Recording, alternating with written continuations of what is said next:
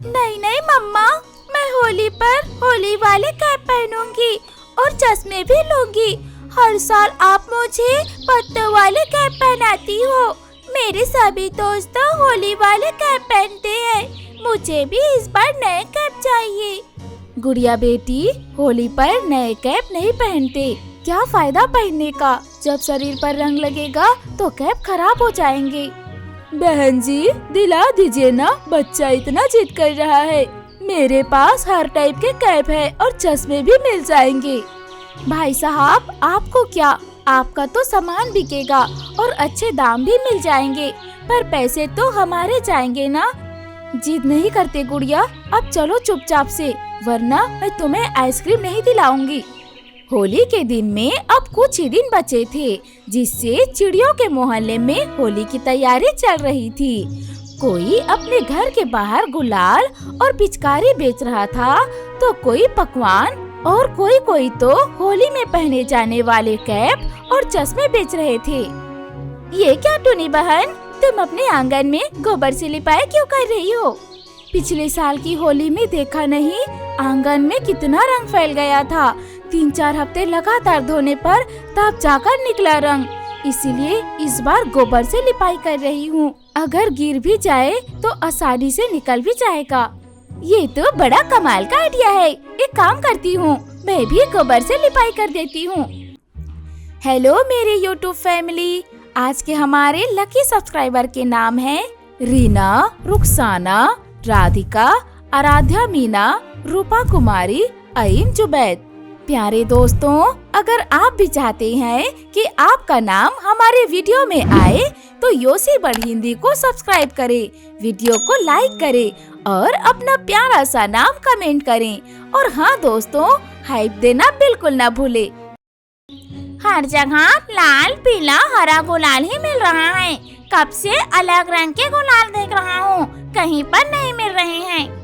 अरे मिलेंगे भी कैसे, अब त्योहार को कितने ही दिन बच गए हैं। दुकानदार दुकान लगा नहीं पाता, ग्राहकों की तो खरीदारी ही चालू हो जाती है।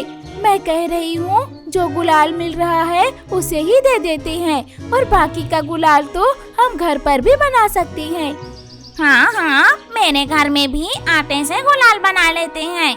बाहर के केमिकल वाले रंगों से तो खुजली होने लगती है, लेकिन चलो कम से कम बच्चों के लिए पिचकारी ले लेते हैं, वरना पूरा घर सर पर उठा लेंगे। मुझे भी अपने बच्चे के लिए बैग वाली पिचकारी लेनी है, कब से जिद कर रहा है। हाँ, लेकिन गुब्बारे नहीं लूंगी, ये बच्चे छत से गुब्बारे फेंक फेंक कर मारते हैं। मोहल्ले के मोंटू तोता और लाडो चिड़िया मिलकर दुकान से गुलाल और पिचकारी ले रही होती हैं। तभी आसपास के पेड़ों में छुपे बच्चे उन दोनों के ऊपर 3 से 4 पानी से भरे गुब्बारे फेंककर मारते हैं। अरे काकी, कैसा लगा हमारा गुब्बारा? बुरा न मानो, होली है। जल्दी जल्दी घर चले जाइए, अभी तो सिर्फ 4 गुब्बारे फटे हैं। थोड़ी देर में गुब्बारों की बरसात होने लग जाएगी। बच्चों ने तो नाक में दम करके रख दिया है, अभी बताती हूँ इन्हें। अरे छोड़ो लाडो, इन बच्चों के पीछे भागेंगे तो 4 और गुब्बारे मारेंगे। होली का समय है, ये सब तो होता ही रहता है। चलो अब घर चलते हैं, अभी तो होली के लिए पकवान भी बनाने हैं। सारा सामान लेकर मोंटू तोता और लाडो चिड़िया अपने घर चले जाते हैं। शाम के समय मोहल्ले के सभी चिड़िया पकवान बनाने के सामान लेकर एक जगह आ जाती हैं और वे सभी मिलकर होली के पकवानों की तैयारी करने लगते हैं। मैं तो कहती हूँ, इस बार गुजिया के साथ साथ मालपुआ, मटरी और शक्करपारे भी बनाते हैं। गर्मी का समय होता तो साथ में दही भल्ले और ठंडा ठंडा शरबत भी बनाएंगे। सबसे ज्यादा तो भांग वाली ठंडाई और पकोड़े होते हैं, हम इसे कैसे भूल सकते हैं। अरे लिस्ट तो लंबी चौड़ी बना ली है, पर हाथ पैर नहीं चला रही हो तुम लोग। जहाँ मोहल्ले की सभी चिड़िया मोहल्ले में मिलकर अनेक तरह के पकवान बना रही थी, वहीं दूसरी तरफ अरे भाई, होली तो भांग के बिना अधूरी है। मेरे एक पहचान वाले से बात हो गई है, वो भांग का इंतजाम कर देगा। इस बार पूरे मोहल्ले वाले को भांग पिलाकर नचवाएंगे। मैंने तो पक्के रंगों का भी इंतजाम कर दिया है। इस बार तो मोहल्ले वाले को पक्के रंग से नहीं रंगे तो मेरा नाम भी टूना नहीं। पूरे मोहल्ले में होली की तैयारी चल रही थी।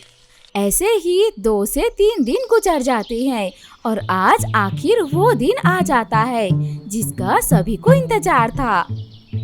बुरा न मानो, होली है। होली की बहुत बहुत बधाइयाँ तुम सबको। अरे वाह, इस गुलाल से तो काफी अच्छी खुशबू आ रही है। लगता है इसे तुमने अपने घर पर ही बनाया है। और नहीं तो क्या, मैंने इसे खुशबू वाले फूलों से बनाया है। चलो अब चलकर कुछ खा लेते हैं। सुबह से घर के कामों में ही लगे हैं, अब थोड़ा पेट पूजा भी कर लेते हैं। मोहल्ले की चिड़िया एक दूसरे को गुलाल लगाकर होली की शुभकामनाएं देती हैं और मिलकर पकवान खाती हैं। वहीं दूसरी तरफ, भाई ये रंग ले जाओ, मैं इस रंग को सबसे सस्ते दामों में दे दूंगा। क्या सच में? फिर तो मैं इसे पूरे मोहल्ले वालों के लिए लेकर जाऊंगा। सब मेरे वाहवाही करेंगे कि मैंने सबके लिए रंग लाए हैं और मोहल्ले में मेरा नाम भी होगा। हाँ हाँ भाई, ले जाओ, सारे के सारे रंग ले जाओ। कालू सस्ते रंगों को लाकर मोहल्ले वालों को बांट देता है। अरे भाई, दूर से मुझे पता है तेरे पास पक्के रंग है। हमने प्लान बनाया था दूसरों को पक्के रंग लगाने का, और तुम मुझे ही पक्के रंग लगा रहे हो। अरे भाई, ये पक्के रंग नहीं है, तुम भी ना, मैं तेरे साथ थोड़ी ना ऐसे करूँगा। अरे यार, मेरे तो सारे गुब्बारे ही खत्म हो गए हैं। चल गुब्बारे लेकर आती हैं। पहले मैं अपनी पिचकारी पर पानी भर लेती हूँ, फिर चलते हैं गुब्बारे लेने के लिए। जहाँ मोहल्ले में चारों तरफ होली खेलने पिचकारी भरने में लगे हुए थे, वहीं मोहल्ले के बूढ़े चिड़िया भांग के नशे में चूर होकर नाच रहे थे। जहाँ चारों तरफ खुशियों का माहौल छाया हुआ था, वहीं एक तरफ, अरे ये गुलाल सही तो है ना? पक्के रंग तो फिर भी हट जाते हैं, लेकिन ये मुझे ज्यादा सही नहीं लग रहे। इतने सस्ते में इतने सारे रंग मिल गए हैं, ये क्या कम है? चल सबको रंग लगाते हैं। और नहीं तो क्या, जितने पैसे हमारे घर वाले ने होली खेलने के लिए दिए थे वो तो सुबह ही खत्म हो गए। अब होली खेलना है तो रंगों की जरूरत पड़ेगी ना। वे सभी चिड़िया हाथों में गुलाल लेकर एक दूसरे को रंग लगाने लगते हैं। तभी जिनके चेहरे पर वो सस्ती वाली रंग लगी थी, उनके चेहरे में जलन होने लगती है और देखते ही देखते खुशियों से भरा माहौल शांत पड़ जाता है। सभी मोहल्ले वाले कालू को काफी सुनाते हैं। अरे इसे तो पुलिस के हवाले करो, जब डंडे पड़ेंगे ना तो अकल ठिकाने आएगी। अरे बाबा, मुझे नहीं पता था, मैंने तो सस्ते दाम के चलते ही इसे खरीद लिए। अगर मुझे पता होता इसमें मिलावट है तो मैं क्यों खरीदता। तुम लोगों ने ये गुलाल कहाँ से खरीदे हैं, कुछ पता है? बुरा कौवा ने हमें गुलाल बेचकर यहाँ से भाग गया, हमें पता है वो कहाँ रहता है। ये हमारे पड़ोसी है, तो मुझे नहीं लगता ये ऐसी हरकत करेंगे। हो सकता है ये सच कह रहे हो और इन्हें कुछ नहीं पता हो। अगर ऐसा है तो हमें उस बुरा कौवा को पकड़ना चाहिए। सभी चिड़िया कालू के साथ उस बुरा कौवा के घर जाते हैं और पूछताछ करने पर बुरा कौवा सच बता देता है कि उसने पुराने पड़े रंगों को उन्हें सस्ते दामों में बेचा था। सभी चिड़िया मिलकर उसे पुलिस चिड़िया के हवाले कर देते हैं, जिसके बाद सभी चिड़िया सारी चीजें भूलकर धूमधाम से होली खेलते हैं। टूनी और टूना रहा करते थे। टूनी की सास की रामपुर के जंगल में बहुत बड़ी जमीन थी। उन जमीनों में खेती बाड़ी करके टूना अपना परिवार चलाता था। खेती बाड़ी के काम में टूनी टूना की मदद किया करती, क्योंकि टूनी की सास की उम्र हो गई थी और वो काम नहीं कर पाती थी। अजी, आज टमाटर के खेत में हमें पानी देना होगा।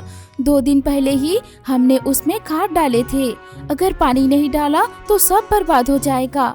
हाँ हाँ पता है टूनी, तुम परेशान मत हो।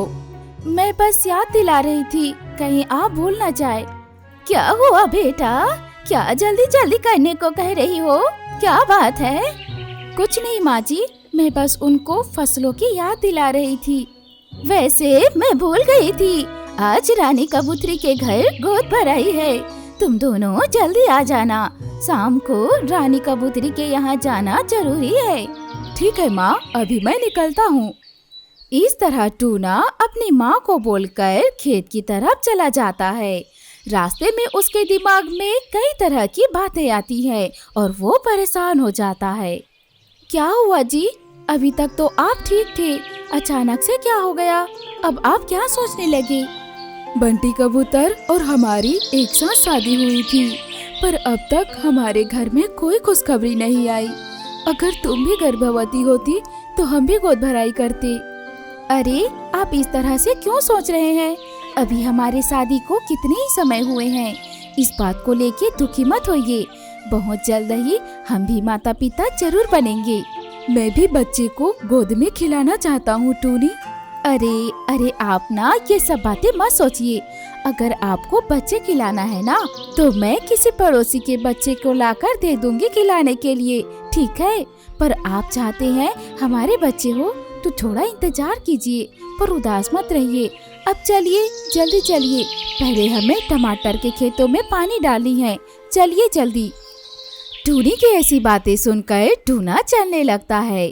फिर टूनी सोचती है, शायद टूना जी ठीक ही कह रहे हैं, बच्चे होते तो अच्छा ही होता। तभी टूनी को उल्लू बाबा दिख जाते हैं। उल्लू बाबा को देखकर टूनी कहती है, ये क्या, आपको कोई और रास्ता नहीं मिला? हमारे खेतों के ऊपर से जा रहे हैं, फिर से उधर से मत आइए। देखिए चिड़िया, मैं खेतों से चोरी करने वाला चोर नहीं। यहाँ से थोड़ी दूर में ही पुराना पीपल का पेड़ है। उस पेड़ के नीचे मैं साधना करता हूँ और भिक्षा मांगकर अपना गुजारा करता हूँ। अरे माफ कीजिएगा बाबा जी, मैंने आपसे गलत तरीके से बात की। कोई बात नहीं चिड़िया, इसमें तुम्हारी कोई गलती नहीं है। खैर, मुझे तुम्हारी चिंता के बारे में पता है। अगर ध्यान की जगह में तुम आती हो तो तुम्हारी संतान प्राप्ति की इच्छा सच हो जाएगी। कल सुबह तुम जरूर आना, तुम्हें अपनी चिंता का समाधान जरूर मिल जाएगा। पर तुम अकेले आना, ठीक है ना? ठीक है बाबा जी, मैं जरूर आऊंगी। फिर उल्लू बाबा के कहे अनुसार टूनी उनके बताए हुए जगह में सुबह सुबह मिलने चली जाती है। उल्लू बाबा को ध्यान करते हुए देखकर टूनी आश्चर्य में पड़ जाती है। ध्यान में ही उल्लू बाबा को टूनी आई हुई है पता चल जाता है। वो अपने आंखें बंद करके बातें करने लगते हैं। आओ बेटा आओ, तुम्हारी इच्छा जरूर पूरी होगी, ये ले जाओ, आओ। ये कहकर उल्लू बाबा टूनी को 3 अंडे देते हैं। टूनी उन तीनों अंडों को ले लेती है, लेकिन टूनी उन अंडों को देखकर आश्चर्य हो जाती है। ये 3 अंडे तुम्हारे गर्भधारण के संभावना को बढ़ाएंगे। तुम बिल्कुल चिंता मत करो, इन्हें खाने के बाद तुम जरूर से गर्भवती हो जाओगी। ठीक है बाबा, इस बात से मैं बहुत खुश हूँ। मैं तो बच्चों के लिए तरस गई थी। आपकी बातें सुन के मुझे बहुत सुकून मिला। पर हाँ, मैं तुम्हें एक बात बताना भूल गया था। ये बात तुम किसी से मत बताना। अगर एक भी अंडा गिर गया तो सब बर्बाद हो जाएगा, इसीलिए ध्यान रखना। और अभी एक अंडा तुम खा लो चिड़िया, खा लो। ठीक है बाबा, आप जैसे कहेंगे वैसे करूँगी। उल्लू बाबा के कहे अनुसार टूनी एक अंडा खाती है और वहाँ से चली जाती है। उल्लू बाबा की हर एक बात वो ध्यान से याद रखती है और खेत चली जाती है। तब तक वहाँ टूना आ जाता है। टूनी टूना को देखकर बहुत डर जाती है और उन अंडों को अपने खेत में ही छुपाने लगती है। डर की वजह से टूनी को उल्लू बाबा की बात याद ही नहीं रही। क्या टूनी, तुम आज बिना बताए ही खेत में आ गई? तुम बताती तो हम साथ में आते ना। अरे मैं परेशान थी, इसीलिए आपको बताना भूल गई। क्या हुआ, तुम इतनी थकी हुई क्यों हो? क्या हुआ तुम्हारे साथ? पता नहीं, कुछ समझ नहीं आ रहा है। मुझे बहुत चक्कर आ रहा है। ये कहते हुए टूनी बेहोश होकर गिर जाती है। टूना जल्दी से उसे उठाकर अस्पताल ले जाता है। डॉक्टर जल्दी से टूनी की जांच करते हैं और बताते हैं कि टूनी गर्भवती है। इस बात से टूना बहुत खुश था। वो टूनी को घर ले आता है और सारी बात अपनी माँ को बताता है। बहू गर्भवती है, ये बात सुनकर टूनी की सास भी बहुत खुश होती है। देखो बेटा, तुम अब अकेली नहीं हो, तुम अब गर्भवती हो। अब खेत में काम करने की कोई जरूरत नहीं है तुम्हें। ठीक है माँ जी। सारी रात टूनी उन अंडों के बारे में ही सोचती रहती है। अगले दिन सुबह सुबह टूना खेत में जा रहा था। तभी टूनी भी साथ जा रही थी। तभी टूनी की सास उसे रोक लेती है। आज आखिरी बार के लिए मुझे जाने दीजिए माँ, मैं कोई काम नहीं करूँगी, बस मैं बैठकर देखूंगी और घर आ जाऊंगी। ठीक है, जाओ और जल्दी लौट आना। और टूना बेटा देखना, टूनी बहू कुछ ज्यादा काम न करे खेतों में। ठीक है माँ, मैं ध्यान रखूंगा। अपनी माँ की मंजूरी के बाद टूना और टूनी अपने खेतों की ओर चले जाते हैं। वहाँ जाकर दोनों बहुत आश्चर्य हो जाते हैं। पूरा खेत अंडों की खेती से भरा हुआ था। फिर टूनी टूना को उल्लू बाबा के बारे में बताती है। अंडे की खेती देखकर टूना और टूनी बहुत खुश होते हैं। टूनी की सास भी जब अंडे की फसल देखी तो वो भी आश्चर्य हो गई। उसके बाद टूना उन अंडों को बेचकर बहुत पैसे कमाता है। गर्भवती होने की वजह से टूनी अब घर पर ही रहा करती थी और उसकी सास इस बात का ख्याल रखती थी कि उसकी बहू को कोई परेशानी न हो। टूनी फूल बेचने का काम किया करती थी। रोज की तरह टूनी सड़क किनारे फूल बेचती। जैसे ही सिग्नल लाल होती, टूनी जो गर्भवती थी गाड़ियों के पास जाकर फूल बेचती। मैडम जी, फूल ले लीजिए, मेरे पास हर तरह के फूल है, गुलाब, चमेली, रजनीगंधा। इस तरह से वो फूल बेचा करती थी। चिड़ियों को जरूरत होती तो वे फूल खरीदा करते थे। हर दिन फूल बेचकर शाम तक टूनी घर लौट जाया करती। इस तरह से वह पैसे कमाकर अपना घर चलाती थी। ठीक उसी तरह एक दिन वो सिग्नल पर फूल बेच रही थी।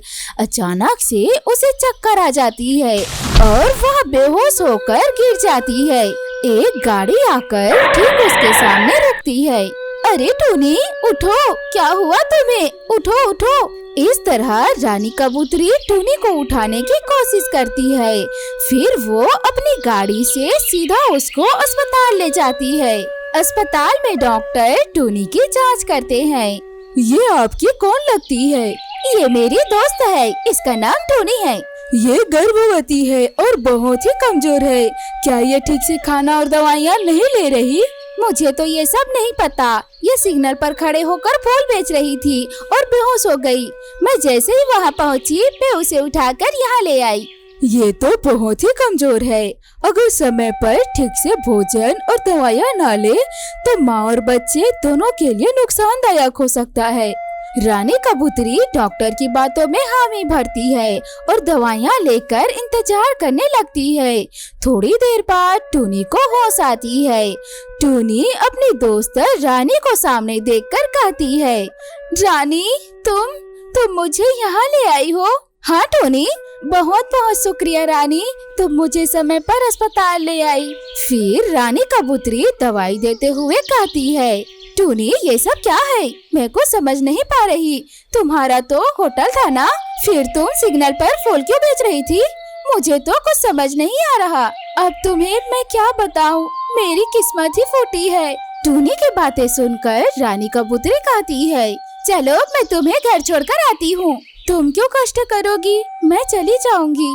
ठीक है, कोई बात नहीं, चलो मेरे पास गाड़ी है। इतना कहकर रानी कबूतरी टूनी को घर छोड़ने चली जाती है। घर पहुंचकर टूनी कहती है, यहाँ तक आई हो तो कुछ खा पी कर जाओ ना। अभी नहीं टूनी, अभी मुझे बहुत काम है। टूनी की बहुत विनती करने पर रानी राजी हो गई और उसके साथ टूनी के घर के अंदर गई। वहाँ अंदर टूनी के पति, सास, ससुर तीनों बिस्तर पर पड़े हुए थे। ये सब देख रानी कबूतरी कहती है, टूनी, तुम्हारे पति और सास ससुर को क्या हुआ है? रानी, मैंने कहा था ना, हमारी परिस्थिति ठीक नहीं है। मेरी गर्भवती होने की खुशी में हम सब खुशी खुशी मंदिर गए। लौटते समय हम सभी का एक्सीडेंट हो गया। मैं मामूली घायल हुई, पर वो तीनों गंभीर रूप से घायल हो गए और वो कोमा में चले गए।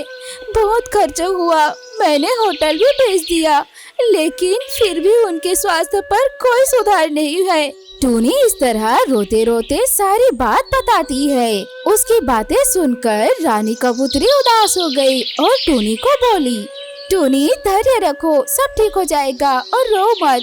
टूनी, मैं जब से यहाँ आई हूँ मुझे फूलों की खुशबू आ रही है। मैंने घर के पीछे ये फूलों का बगीचा लगाया है।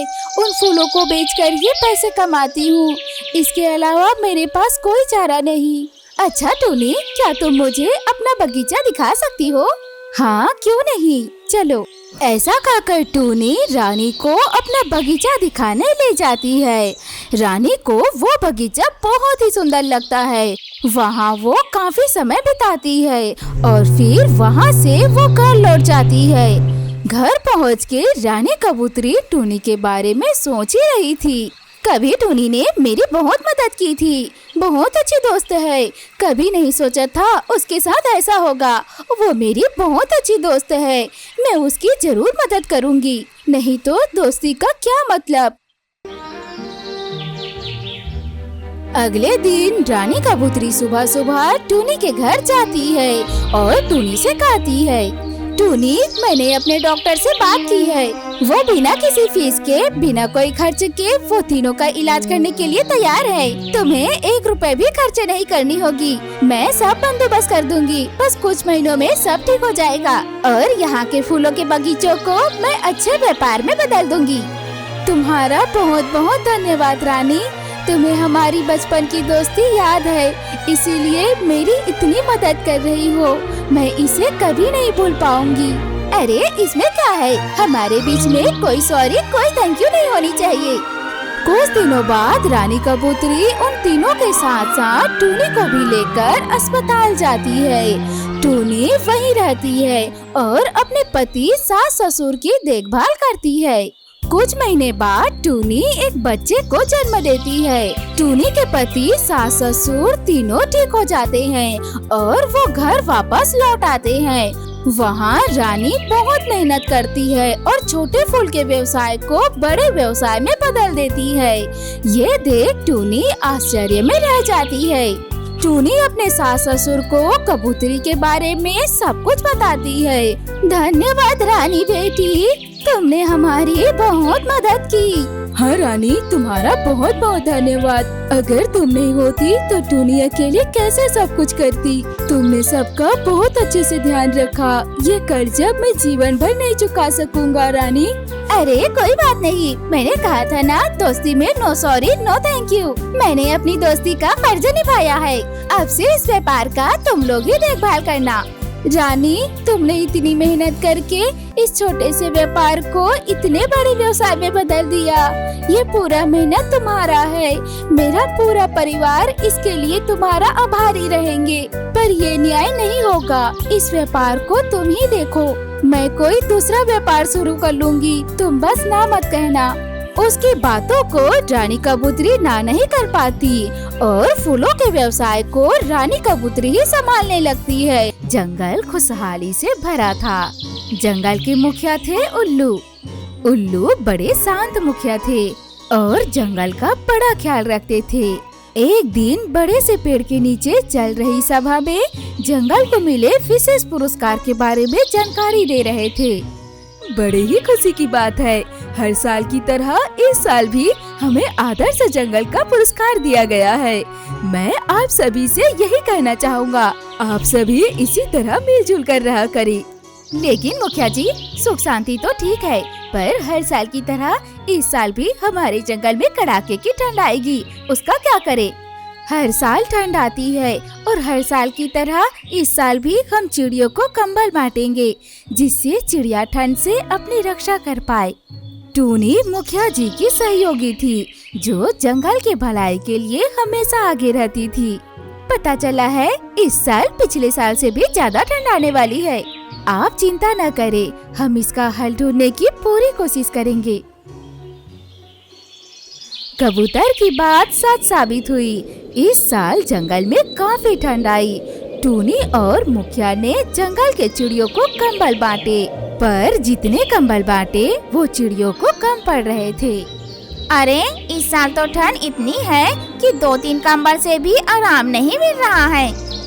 हाँ भाई, और इस जंगल में टूनी और मुखिया ने जितने कंबल बांटे वो भी कम पड़ गए। अब क्या करें? इस ठंड में बाहर कैसे निकले?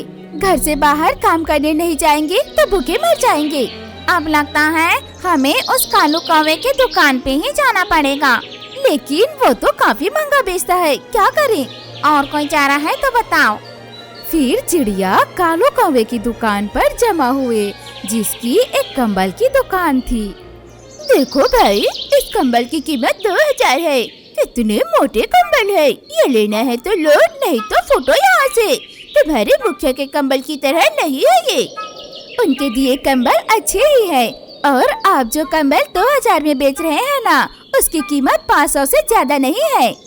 इतनी ठंड है जंगल में और आप अपने मुनाफे के बारे में सोच रहे हैं। आप भी तो इसी जंगल के हैं। आपको जरा भी फिक्र नहीं है जंगल के चिड़ियों की। मैं तो जंगल के चिड़ियों के बारे में ही सोच रहा हूँ, इसीलिए इसकी कीमत कम है। नहीं तो जाओ दूसरी जंगल, कीमत पता चल जाएगी कंबल की। जंगल की फिक्र तो मुखिया और टूनी को थी, जो घर में बैठे चिंता में डूबे हुए थे। मुखिया जी, इस जंगल में ठंड ने तो जान ही निकाल दी है चिड़ियों की। हाँ टूनी, सुना है एक चिड़िया का ठंड की वजह से मौत हो गई। अगर ऐसा ही चलता रहा तो जंगल में एक भी चिड़िया जिंदा नहीं बचेगा। कालू कौवा अपने फायदे के बारे में न सोचकर थोड़ा चिड़ियों के बारे में सोचे तो सारी समस्या का हल निकल सकता है। उसके इतने महंगे कंबल कोई चिड़िया कैसे खरीदे? मुझे लगता है मुझे जाकर कालू कौवे से बात करनी चाहिए। जंगल के मुखिया जब कालू कौवे के घर गए तो उन्हें भी वही जवाब मिला, जिसकी उम्मीद कालू कौवे से की जा सकती थी। कालू कौवे, जरा मेरी बात सुनो। तुम जरा चिड़ियों के बारे में सोचो। जहाँ कोई 200 रुपए खर्च नहीं कर पाते, वो 2000 की कंबल कैसे खरीदे? बताओ। आप चाहते हैं कि मैं कंबल कम दाम में बेचूं? अरे मेरी कमाई करने का यही तो सीजन है। अगर अभी पैसे न कमाऊं तो और कब कमाऊं? मैं कम भाव में कंबल नहीं बेचने वाला। मुखिया और टूनी घर में बैठे हुए थे। मुखिया दुखी स्वर में बोल पड़े, इस जंगल में जब से हूँ न जाने कितनी समस्या इस जंगल में आई। मैं जब से मुखिया बना तब से हर समस्या से इस जंगल को उबारा है, पर इस समस्या का कोई उपाय नहीं मिल रहा। क्या करूँ समझ नहीं आ रहा। मुखिया की ये हालात देखकर टूनी भी बहुत दुखी हुई। दुखी होना बनता था, क्योंकि दोनों ने मिलकर जंगल के भलाई के लिए बहुत कुछ किए थे। अब उनके पास इस ठंड से बचने का कोई उपाय नजर नहीं आ रहा था। टूनी मन को शांत करने के लिए जंगल के नदी की ओर पहुंची। अरे दीदी सुनो ना, हमारी बॉल उस बिल में चली गई। प्लीज आप उसमें से हमारी बॉल निकाल दीजिए ना। कहाँ गई तुम्हारी बॉल? वो देखिए उधर उस बिल में गई है। तुम लोग को यही जगह मिली खेलने के लिए, मैदान में जाकर नहीं खेल सकते तुम लोग। यहाँ बिल है, बिल में पता नहीं क्या हो, सांप बिच्छू का डर होता है। दीदी प्लीज बॉल निकाल दीजिए ना, हम लोग अभी मैदान में चले जाएंगे। प्लीज हमारी बॉल निकाल दीजिए ना। टूनी बिल से बॉल निकालती है, तभी उसमें से सांप बाहर निकल आता है। सांप को देखकर सब डर गए, पर टूनी तब चौंकी जब सांप बोलने लगा। डरो मत, मैं जानता हूँ कि मुझे देखकर तुम सब डर गए हो। मैं एक जादुई नाग हूँ। बिल में हाथ किसने डाला? टूनी डरते हुए कहती है, मैंने। मैं बहुत खुश हुआ, तुमने मेरी मदद की है। मुझे एक शैतान ने बिल में कैद करके रखा था। तुम्हारे हाथ डालते ही वो श्राप टूट गया। अब मैं आजाद हूँ। बताओ मैं तुम्हारे लिए क्या कर सकता हूँ? मैं बहुत खुश हूँ कि मैं आपका काम आ सकी। सांप जी, हमारे जंगल में एक समस्या आ पड़ी है जिसका उपाय हमें नहीं मिल रहा। बताओ, मैं तुम्हारी हर तरह की समस्या को मिटा सकता हूँ। बताओ तुम्हें क्या चाहिए?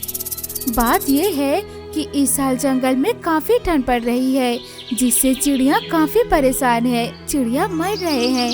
अगर आप हमारे लिए कुछ कर सकते हो तो मैं आपकी आभारी रहूंगी। आभारी तो मैं तुम्हारा हूँ। तुम्हारी समस्या का निवारण मैं करता हूँ। फिर एक ही पल में टूनी और बच्चों के सामने एक बड़ा सा तंदूर प्रकट हुआ और टूनी के हाथ में एक जादुई माचिस भी आ गई। ये तंदूर है। तुम्हारे हाथ में जो माचिस है ये सिर्फ उसी से जलेगा। इसकी गर्मी से तुम्हारे जंगल में ऐसी गर्माहट फैलेगी कि कंबल की भी जरूरत नहीं पड़ेगी। इतना कहकर वह सांप वहाँ से गायब हो गया। अरे वाह, इतना बड़ा तंदूर! अब तो बहुत मजा आएगा। इसमें तो पूरे जंगल के चिड़ियों के लिए रोटियां भी बन सकती है। जब तंदूर जला तो जंगल में खुशी की लहर ऐसी दौड़ी कि जंगल में ठंड का नामो निशान न रहा। जंगल के चिड़िया भर भर के टूनी को दुआएं देने लगे। वाह टूनी बहन, इस तंदूर से ऐसी गर्मी हो रही है कि जंगल में किसी को भी ठंड नहीं लग रही है। ये तंदूर तो कमाल का है। इसकी सबसे अच्छी बात तो ये है कि ये टूनी के जादुई माचिस से ही चलती है। जादू तो है। मुझे खुशी इस बात की है कि हमारा जंगल इस ठंड से बच पाया। लेकिन ये सब देखकर कालू कौवा पूरी तरह से जल भून गया था। इस टूनी ने तो मेरा सारा धंधा ही बिगाड़ दी। मैंने इतने सारे कंबल जो खरीद के लाए और अब वो सारे के सारे बेकार हो गए। ये तंदूर जी का जंजाल बन गया है। मुझे कुछ करना ही पड़ेगा। सुना है जो माचिस टूनी के पास है, सिर्फ उस माचिस से ही वो तंदूर जलता है। अगर आप माचिस चुरा लो और उसे नष्ट कर दो तो हमारा काम बन जाएगा। हाँ, लेकिन ऐसा क्या कर सकते हैं? आप एक काम करो, रात के अंधेरे में आप टूनी के घर जाओ और माचिस को नष्ट कर दो। रात को जब सारा जंगल सो रहा था तब कालू कौवा टूनी के घर घुस गया और टूनी के सिरहाने में रखी माचिस को चुरा कर वहाँ से बाहर आ गया। जब वो माचिस को नष्ट करने वाला था, माचिस सांप में बदल गया। मुझे माफ कर दो, माफ कर दो। सांप मुझे काट लेगा। बचाओ, बचाओ। उसकी आवाज सुनकर मुखिया और टूनी घर के बाहर आते हैं। कालू, तुम यहाँ कैसे? तुम चोरों की तरह हमारे घर कैसे आए? तुम्हारे जादुई तंदूर की वजह से तो चिड़ियों को तो फायदा हुआ, लेकिन मेरा धंधा चौपट हो गया। मेरा नुकसान हो रहा था। अगर ऐसे ही चलते रहता तो मैं पैसे कैसे कमाता? इसलिए मैं तुम्हारे तंदूरी माचिस को नष्ट करने आया था। लेकिन जैसे ही मैंने उसे नष्ट करना चाहा, वो एक सांप में बदल गया और अब देखो जमीन में पड़ते ही फिर से माचिस बन गया। मुझे माफ कर दो, ऐसा फिर कभी नहीं करूँगा। लालच में चिड़िया किस तरह अंधा हो जाता है, तुम्हें आज समझ में आ गया होगा। तुम भी इस जंगल के सदस्य हो। जंगल के सुख दुख में तुम्हें सबका साथ देना चाहिए, न कि लालच में अंधा हो जाना चाहिए।